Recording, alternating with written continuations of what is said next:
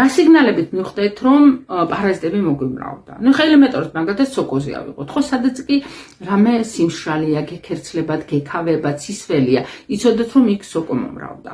სადაც ჩირქია, სუნია, იცოდეთ, რომ იქ ბაქტერიები მომრავლდა. რაც შეეხება მაგალითად თუნდაც ავიღოთ გელმიტები, ხო, გამოვლინებები უამრავია, გეტყვით, რომ დაწყებული თუნდაც უენერგიობიდან, აგზნებადობა, ცუდი ძილი, აი მაგალითად ავიღოთ გემოგლობინი, ხო, მოსახლეობის 40%-ს ძალიან დაბალი აქვს, ებრძვიან რას არ აკეთებენ. არა და მაგალითად ასკარიდას, ხო, ერთ ჯანს ასკარიდას დღეში 40 მილილიტრი სისხლი ჭირდება და თითო დაყრაზე 250.000 კვერცხს ყრის.